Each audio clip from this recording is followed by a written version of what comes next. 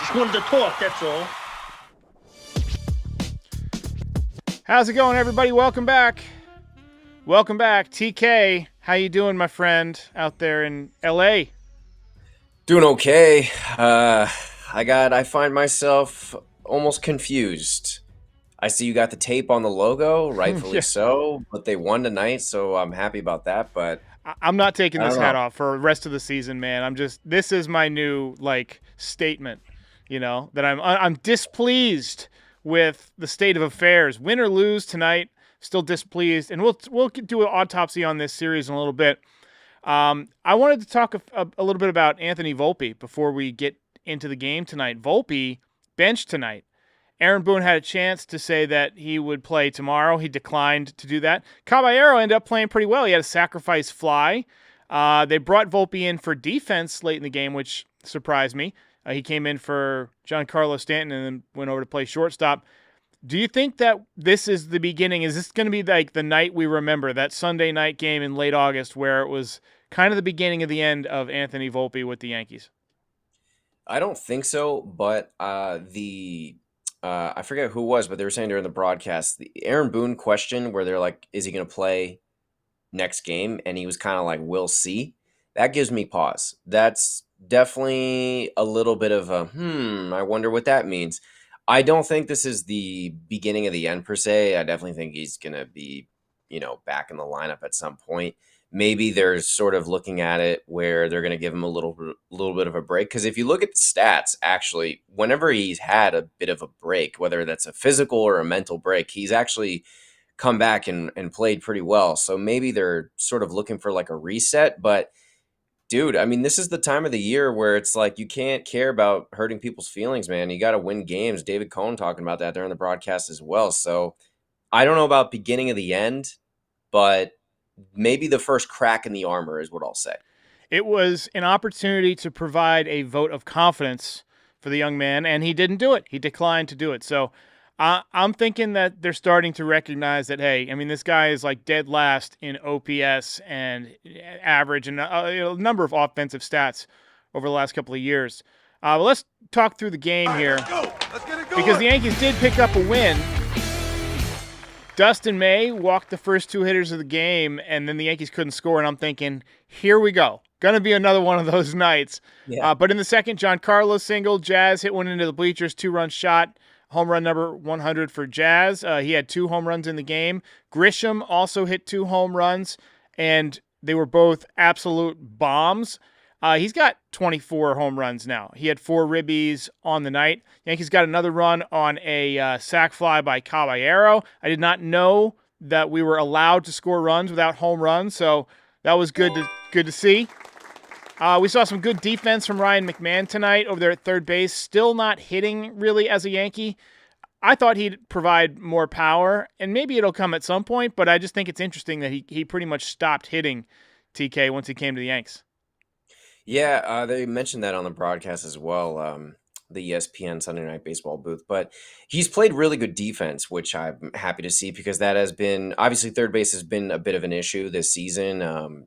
Oswaldo pretty much had the job until he got hurt, and then I think they said that like 8 different people have started at third this season between Jazz, and it was sort of like just big black hole. So yeah, he hasn't hit that well, but I was never expecting him to come over and mash. And you could argue too, like whenever guys come over from Colorado, you don't really know how that's going to affect them just because the air is so thin over there and the ball really jumps. But I think I agree with you where I thought that maybe he'd hit a little bit more for power, but he might still kind of be in that sort of adjustment period. But look, as long as he plays great defense, like I can kind of live with it. Yeah. We had a decent start from Carlos Rodon, not a great start. I'll talk more about him in a minute when we do the pitcher spotlight. But Devin Williams came in with a 3-run lead. I'm just going to ask you honestly, TK, did you have any faith at all in him holding a 3-run lead there? Because my stomach was like, oh, I was like, oh man, this is going to be bad. I was preparing for pain. They put him in, and they put in Volpe in the game too. And I literally texted my dad. I said, Volpe and Williams in the game. Here we go. I literally wrote that. It worked out, but that I had absolutely no confidence. I have noticed something, and I'll give a shout out to my dad who kind of made this point. Whenever he like jerks his fastball, you know that he's not going to pitch well because like as if he can locate the fastball, usually he pitches pretty well because it's got to like keep guys honest. But every time he jerks it glove side, I've noticed that it's like he'll fall apart. He doesn't have Yeah. it. Yeah. He was getting lots of swings and misses tonight, I think. I mean, how many had he? Had like 3 or 4 cuts and misses, and he had 2 strikeouts. So, getting some sink too. I mean, you'll take it. You'll take the scoreless outing, but for sure, not a comfortable inning. Weaver had 3 strikeouts tonight. That's good. Doval, he allowed 2 hits, but pitched out of it. I thought the cutter looked nasty tonight. We were talking during the game about how like a project this winter is to teach that kid some control because he's got just filthy stuff. Like he has a chance to be elite if he could figure it out. But Jazz broke it open with his second home run. Yankees avoid the sweep. Ball game over. Yankees win. Yankees win.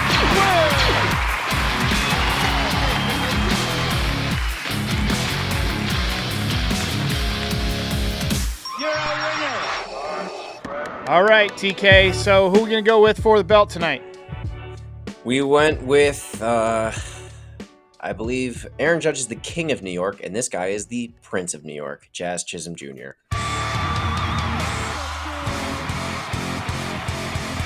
Ninth belt for Jazz, leading the team as we go through the leaderboard. Fried and Rodon in second with 9, so a 2-belt lead for Jazz. Grisham with 6. He made a bid tonight. Bellinger 5. Judge and Rice 4.5. Warren and Stanton with 4 each.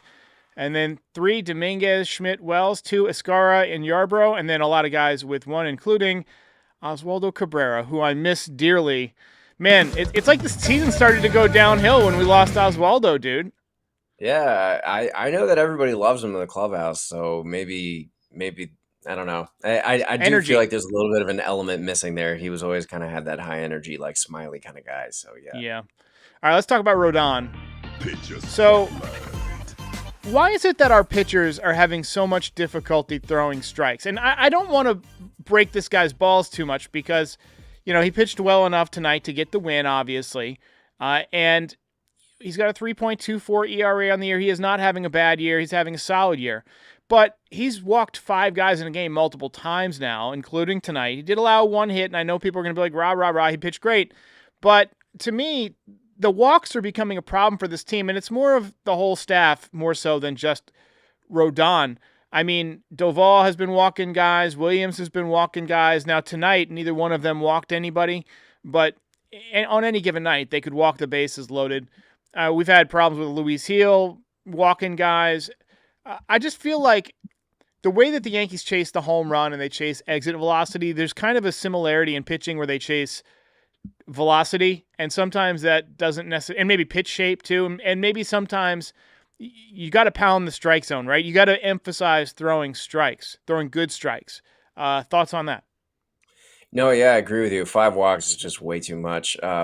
He is like a strikeout pitcher, but that affects how deep you can go into a game, right? Like you're taxing your bullpen if you're going to throw more pitches because you're walking more guys and you're getting yourself into trouble. And I said the key to Carlos Rodon is always going to be the walks because he is a little bit susceptible to the long ball. And when you walk 2 guys and then you give up a homer, that's a 3-run shot instead of, what it could have been, I guess, a solo shot. And those will kill you. It's always walks will always kill you all the time. I don't really know what it is because it's funny because I don't really think it's just one guy. It seems like it's a bit of a team thing. So maybe, as you said, a little bit of the velocity, a little bit of the obsession with that and, spin rate and all that, and maybe a little bit less so on taking something off of something to throw a strike. But, the name of the game is throwing strikes, right? Yeah, I always think of Kyle Hendricks on the Cubs. I mean, he's old now and he's a bit of a watch player, but like in 2016 when they won the World Series, he was only throwing like 89 miles an hour, and the guy was super effective. But he spotted it So well. Seth yeah, Lugo dominated us a couple years ago, throwing just nothing but soft stuff, but putting it exactly where he wanted to. Mike I mean, Mussina won 20 games in his final year. He was throwing like 86, 87 miles an hour, but he threw it exactly where he wanted. We remember Jimmy Key, who was so vital to that Yankees '96 team. At the end of his career, he was, spotting the baseball very, very. I mean, I guess always he was, hitting his spots, but he was at the end of his career there, and he was pounding the zone, even though he didn't have much. He would hit his spots and he would expand the zone. I just think that throwing strikes is a lost art and it's very important for pitchers. But the Yankees, I guess, they got a lot of problems to focus on. I guess that just add it to the list. So last night I had a little bit of a rant, and it's kind of one of those things where I feel like I said everything I had to say this weekend, right? I've said all I have to say about that. And so I wanted to give TK a chance to get his words in there on the series. And I know we just won tonight, so I don't want to be too down, but we did just lose 3 out of 4 in a vital series. So I wanted to give TK a chance to kind of talk it over with a new segment called The Autopsy. Series Autopsy with TK the Undertaker.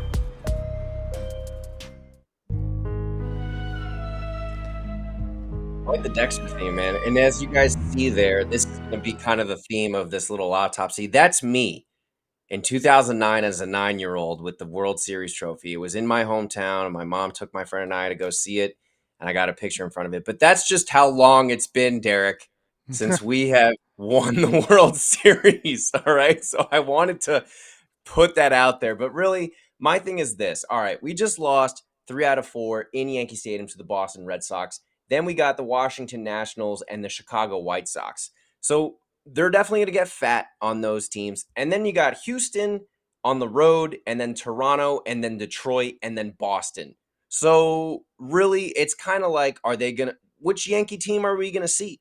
Because it seems like this team, every time they play a big game in a big spot, chocolate soft serve in the pants. And some of you may understand that reference, but my dad was telling me the other day, my dad's cousin went to the game Saturday night when it was just an absolute blowout. And he was saying that there were Boston fans in the concourse chanting F the Yankees and let's go Red Sox in Yankee Stadium. That is just absolutely unacceptable. And to me, that goes back to when the Yankees lost the World Series to the Dodgers in Yankee Stadium. They couldn't even win that game that they should have won to at least push the game back to LA, where if the Dodgers had eventually won, they won it in Dodger Stadium, not in Yankee Stadium. That's supposed to be sacred ground. And I think this just all comes down to some of the things that Derek had highlighted in his rant with this organizational philosophy with the home run or bust. And that's the best way to win. And it's not to say that home runs are not going to help you win. They are. It's an important facet of the game, and it works over the 162. But have you noticed, Derek, that whenever they put in the new rules with the man for man at second, they're terrible at it because they don't situationally hit. They don't get the guy over. They don't get him over to third with an out to the outfield or a ground ball to the right side of the infield and then get him in that way. It's just ridiculous. And personally, I'm 25 years old, so I didn't really get to experience any of the winning other than that picture you guys saw in 2009. I never saw the 90s dynasty or the Reggie Jackson years or any of that. I just heard about it. And to me, I get kind of irritated because 20 of the 27 championships were before free agency. Like most of the championships to me is just a brand. It's just we're the Yankees. We have 27 championships. Like I don't really believe in those rings. They're just kind of like, okay, there weren't as many teams back then. You didn't really have as many rounds of the playoffs. In modern baseball, I'm more so looking at the Astros, the Dodgers, the Rays, teams that year in and year out, even if they have an off year, the Astros have just been competitive for the last basically 10 years with different players. They just seem to have something in the water in Houston, and I hate them for it, that just they produce winning. And it drives me nuts. And I look at the team like the Rays with a dirt cheap payroll. How are they always kind of in the mix? You look at the Dodgers. The Dodgers is a product of the Tampa Bay Rays with money because basically their GM was from the Rays organization. That's what the Dodgers are. And I see Frankie Baseball, Yankees are the Cowboys. Yeah, the New York Yankees are the Dallas Cowboys of Major League Baseball. It is just a fact. Yeah. Going off previous success in history, we're the New York Yankees, we're the interlocking NY. That doesn't mean anything to me anymore, man. You're just not winning. And in order to keep that mystique, that sort of aura in Yankee Stadium, it is just not there. Teams don't care that it's the Yankees anymore. I at this point, let's sell the naming rights to Yankee Stadium. Let's make it Amazon Stadium. It put the ad on the jersey, like just these little things, man. It's just not the same. They're not the New York Yankees. They're everybody else. And I'm not asking them to win a World Series every season. I'm just asking them to play good baseball and be competitive and care and have some of that fire and get pissed off when they lose. That's what I'm asking for, Derek. Well, TK, Just a reaction. I think we should get to some fan reactions here because I think a lot of people are agreeing with you right now. We got a call about our shortstop situation. Hey, Derek, John from Hawaii. How beautiful is it to see the baseball be thrown directly from the shortstop directly into the first baseman's mitt? Oh my God, what a luxury. It's almost like we've been missing this all year. Let's go, Yanks. Let's go, Caballero. Sorry, Volpe. Yeah. and Volpe did come in for defensive purposes later on. I thought that was interesting. Here's a call about Judge. Hi, Doug. This is Aiden from Long Island. I just want to say, Aaron Judge, man, he's had a horrible series. Like, we need him to step up, and he struck out 3 times this game. He struck out against Bueller. It's ridiculous. The guy cannot hit in clutch. Yeah, so he struck out 2 times, but he did have a bad series. You brought up that he's hit 200 since the All-Star break. He's playing hurt, obviously. I mean, it's obvious. I mean, you go back and watch his at-bats early on in the season versus now. Maybe he needs to get back with the swingman and figure things out with the swingman. Call here Derek, about wanted to get your take on this. Moving forward throughout the remainder of the season, should Jose Caballero be the shortstop and just have Volpe on as pinch running, and maybe if there's a tough lefty, get him a start at second base here and there? Honestly, I know they might not. So I don't think that they're going to play him at second base because he's never played second base. And I can't see him pinch running for Caballero, but I can see him pinch running for Stanton. I could see him coming in late in the game for that. But I'm all in favor of giving Caballero more playing time. To me, he seems like exactly the type of baseball player that the Yankees need. Yeah, he's been really good since the deadline. It's a very low-key, great acquisition at the deadline. He has a little bit of that edge. He's an irritant. Boone was saying before he was a Yankee, he hated him, and now he loves him. So I really like the element that he kind of brings to the game.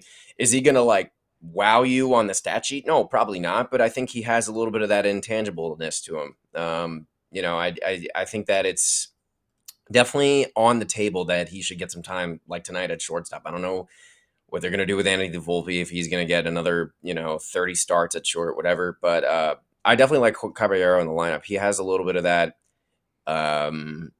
he has a bit of that Josh Donaldson annoyance, but not as a player, but that he annoys you. You know what I mean? Yeah. I agree 100%. Here's a call here. Also Mo about Caballero. Derek, what's up, man? It's Mo. Notice something. We don't always have to hit for the home run ball. We can put the ball in play when there's a runner on third or whatever. But look, Caballero at shortstop really surprised me. And I love that he's at shortstop. Fucking DFA vote. I don't care what you do with him.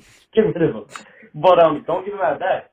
But in that situation where there's a runner on first and third, Volpe either strikes out or hits a weak ground ball. That's a double play. 100%. And he pops out a lot. I mean, I've seen Caballero make the correct baseball play a number of times here, whether it's getting a productive out like tonight or taking the wide open right side for a base hit. He runs the base as well. I'm in favor of giving him more playing time. Quick word from our sponsor tonight, the guys over at Foul Territory talking Arena Club, and then we'll be back here to wrap it up with TK. Okay, Kratz, I opened up Arena Club, put my own money in there, and I wasn't going to go big. I know we went over the Ruby pack a week ago. This time, I just went for the low-level pack, where it's an easy entry point, $25. You can get yourself a big boy card. The Grail has many good options. I slice open the pack. We're looking at it if you're watching us right now, and I pull a card from the 1950s. Super cool. I enjoyed the experience looking at it. It's Jim Gilliam. It's a top set from the mid-50s. It's cool. It's a Brooklyn Dodger, but it's worth more than the card. Like I said, I'm going to sell it back. I got $28 instantly, so I can buy another one of those packs and try and get what I want. Absolutely. The excitement, I heard Kip say it before, the excitement's in the chase. You sold it back. Now you get to open another one. I enjoy when you slide it across the screen there and the pack opens. You know where to go. arenaclub.com/foul. 20% off your first slab pack or card purchase. Get after it. Well, we got some bad news, folks. Apparently the squirrel has died. The squirrel that made its rounds the other night has left us, unfortunately. TK, at least he doesn't have to watch the rest of the season. Oh, so how are we feeling about things here? We got, like you said, White Sox coming up. Or we got Nationals and then White Sox. I feel like if the Yankees don't go 7-0, I mean, even if they do go 7-0, it doesn't change them as a team. But like they pretty much got to go 7-0 to like, even have a chance at the division. There's still 6 games back in the division. I mean, wild card they'll probably get there because they play some tomato cans here down the stretch. But I just wouldn't be satisfied with a wild card. It's just no fun. But either way, I can't see this team going very far in the playoffs. No, I mean, look, they'll probably make the wild card, whether that's the third wild card or the first wild card. I don't know, but I think they'll probably make the wild card. I think the furthest this team will go is the ALDS. I don't think they're going to beat Detroit. I don't think they'll beat Houston. I don't think they'll beat Toronto. I don't think they'd beat Seattle. Because all those teams have pitching, and time again, we've seen when this team faces good pitching, elite pitching, what you do in the playoffs, they don't show up. Just simple as that. So I don't know, man. It's just like there's something in the formula here that's just wrong. That's just off. They won't make the adjustment. They're still trying to go deep, which is how they won tonight. They hit the home run. That's great, but I just don't think that they'll really get far in October. It's disappointing. It's gonna be tough to approach that. I made this comparison probably last year, and it just came to my mind where, it seems like for years the Yankees have been trying to fit like queen-sized solutions over king-sized problems, right? When you know how you have that sheet and it's just too small for the bed or whatever, and you can't get that last corner and it keeps popping off. That's kind of what this team feels like. It just feels like, just a little bit the wrong size, wrong shape, wrong coaching, wrong everything. But hey, at least we won tonight. Ladies and gentlemen, I'll be back tomorrow. We're going to do a voicemail show before the game around probably 4:30. So call in with your thoughts, and then we'll be back after the game. Yankees taking on the Nationals from the stadium. TK, appreciate the autopsy. We'll see you next time. If you enjoyed this content, please hit that like button and subscribe. Check out NYYDesigns.shop for some great merch. Support our sponsors. It helps keep the show going. And you can find us on all major audio platforms, so be sure to subscribe there too. But most importantly, come back again soon. We'll see you next time.